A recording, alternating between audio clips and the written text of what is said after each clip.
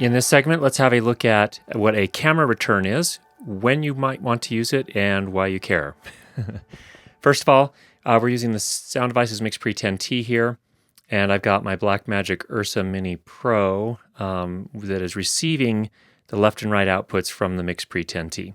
Now, first of all, if you're going to send audio to a camera from your mixer or recorder, the first thing you need to do is set tone and get the levels essentially calibrated between the mixer recorder and the camera. The reason you do that is that you need to make sure that you're not sending clipped audio to your camera, or that you're sending audio that's so hot coming out of the MixPre into the camera that it's clipping. So we have a previous segment where we show you how to send tone and set the levels between your mixer and camera. And so we encourage you to go take a look at that. Then the next thing is we will show you how to get the audio back from your camera to your mixer. So the first question is why would you ever even do this? Well, this is for workflows specifically where you're sending audio from your recorder mixer to camera, and your goal is to actually allow the camera to record the high quality audio that's coming from your recorder mixer so that nobody has to sync in post. This is for workflows where you have a quick turnaround. It's especially common in electronic news gathering types of scenarios, which is obviously a situation where the turnaround needs to be perhaps even live. You do need to get that audio over to the camera. So the reason you want to take a camera return, that is to say, after you send the audio to the camera, you also want to get the audio back out of the camera, back into your mixer. And the reason you want to do that is you just want to check your signal chain and make sure everything that you're sending to the camera and that what the camera is doing with that sound is working okay. So it's really just a way to make sure that the camera isn't distorting the audio in some fashion, or that you don't have your levels set correctly out of your mixer, or your input levels set correctly in your camera. So all of those types of things. It's just a sanity check to make sure that everything is working okay. And every good engineer always wants to understand what their audio signal chain is doing, where the audio is coming from, where it's going to, and making sure that it sounds good all the way through. So that's what a camera return is for. Okay, so over here on the right-hand side of the MixPre 10T, we have our left and right outputs, and we're sending these to the camera.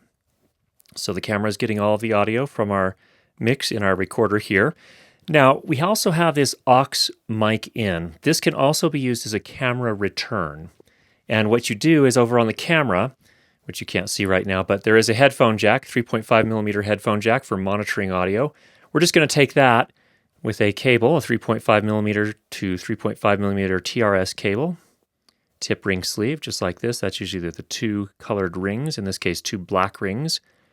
We're just going to go ahead and plug that into the auxiliary mic in.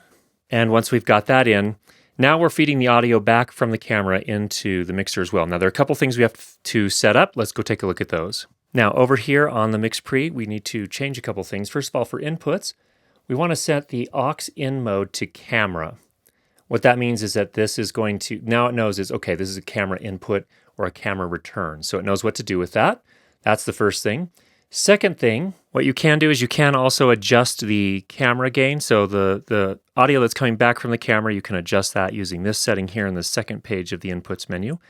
That should be something you should normally leave at 0 dB first. Now, before any of this, again, you've already gone off and you've sent tone to the camera and you've set the levels. And you can see here on this particular meter view, that's the left-right mix up at the top. Those are the microphones mix that's coming into the MixPre 10T.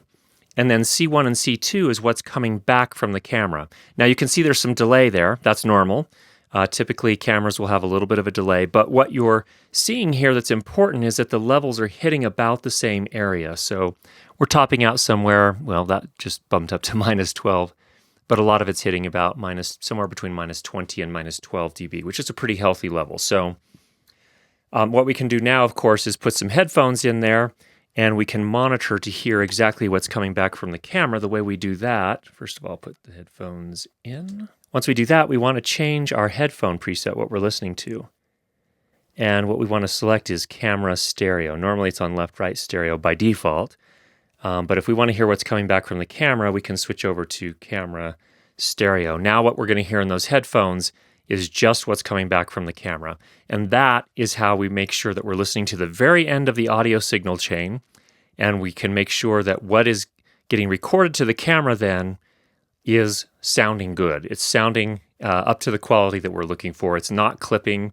anywhere in the signal chain, and you're getting a good, strong, quality recording of audio directly to the camera. So that is the idea with a camera return. If you have any questions, go ahead and leave those down below.